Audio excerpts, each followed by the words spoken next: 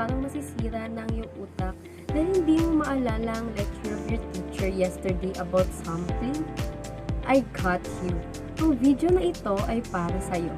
So, before I start, my name is Jenny G. Terrado and I will be discussing about sampling and probability sampling.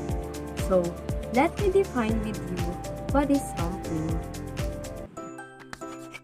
Sampling from the word itself, sample, sa Tagalog ay pagsasample or pagkuha ng halimbawa. Sampling is the process of selecting a subset of individuals or items from a larger population to study and make conclusions about the whole group. Meaning, ito ay isang proseso kung saan kumukuha tayo ng isang maliit na bahagi mula sa isang mas malaking population upang pag-aralan at gawing basehan sa paggawa ng conclusion tungkol sa buong grupo. It is commonly used in research, statistics, and surveys to save time, money, and effort instead of analyzing the entire population. Since we already know what is sampling, where do we use it, and what is the benefit of it, we will proceed to our main topic, which is the probability sampling. Probability sampling. Every member of the population has the chance of being selected. It involves principle or randomization or chance. Meaning, ito ay paraan ng pagkuha ng sample kung saan bawat miyembro ng population ay may pantay at tiyak na pagkakataong mapili. Because of this approach, mas nagiging patas at walang kinikilingan o no bias at all ang pagpili ng sample and making the results more reliable. There are 5 types of probability sampling: simple random sampling, systematic sampling, stratified sampling, cluster sampling, and multi-stage sampling.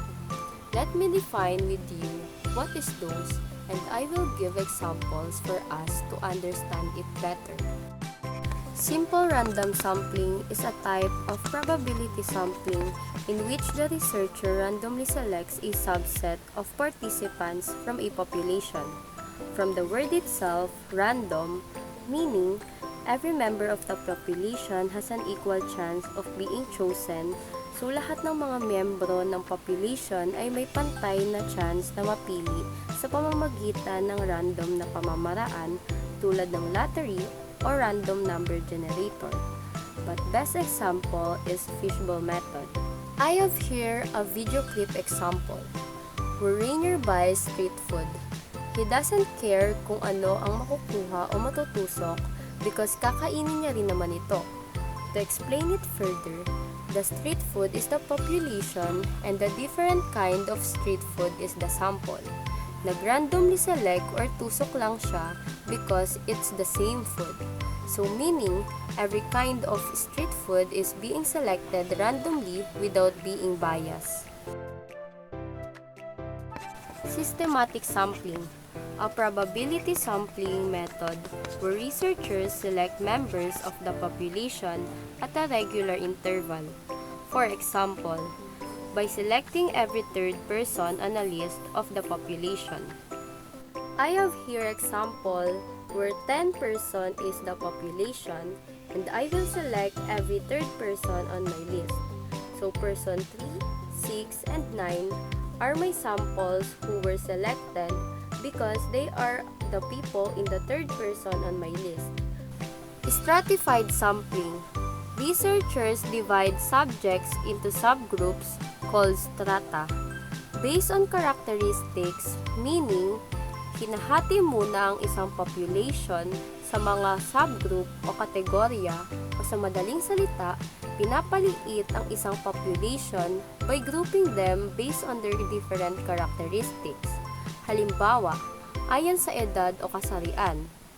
Bago kumuha ng random na sample mula sa bawat grupo. I have here also example. Our population is fruits. I will group them by their kind. Apple, grapes, mangoes. And after I group them, I will randomly select to be my sample every group. Cluster sampling. Researchers divide a population into smaller groups known as clusters. They then randomly select among these clusters to form a sample. Meaning, hinahati ang population sa mas maliit na grupo. At pagkatapos ay pipiliin ng random ang ilan sa mga grupong ito upang pag-aralan. I have here example. Our population here is grade 11 students. These grade 11 students have already their own circle of friends. Circle 1, 2, and 3. This circle is made up of different characteristics. Girl, boy, age 17 to 18, small, tall, smart, dumb. I chose to interview Circle 2 even though they are all have different characteristics. Stratified and cluster are both different. Ang stratified ay hinahati ang isang population grupo-grupo base sa kanilang karakteristik at saka pipili sa bawat grupo na yon. Ang cluster naman ay hinahati ang isang population sa mas maliit na grupo at saka pipili. Walang pakialam sa kung anong mga karakteristik ang nilalaman ng grupo na iyon. Based on our example earlier, in stratified, we group them by their kind.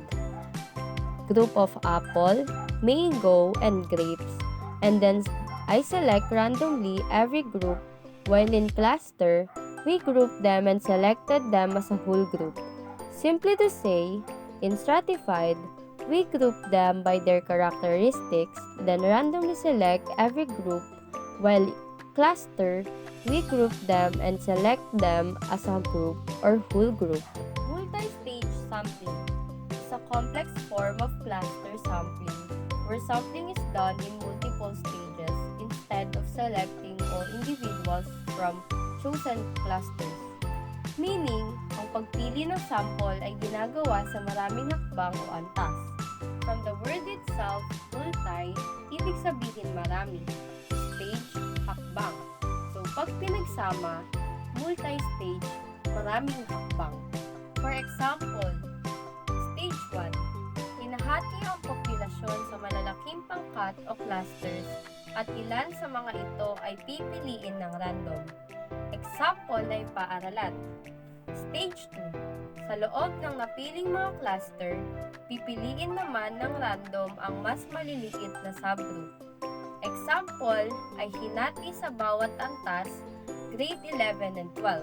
Stage 3. Kung kinakailangan, maaring magpatuloy ang random na pagpili sa mas maliliit pang grupo hanggang makuha ang final sample.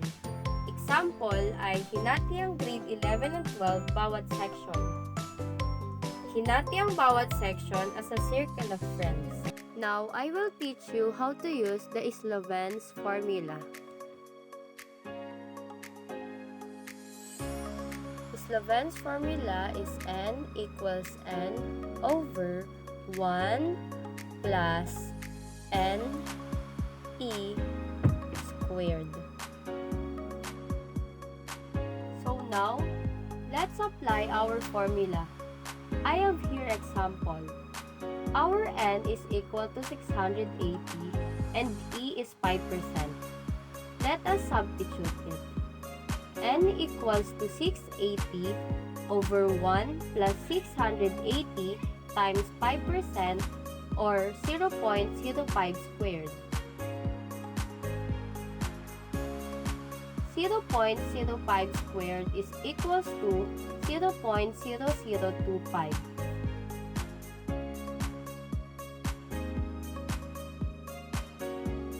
Next, 680 times 0.0025 is equal to 1.7.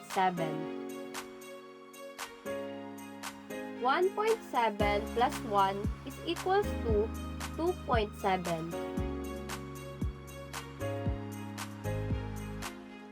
And 680 divided by 2.7 is equal to 251.85. So our final answer is 251.85.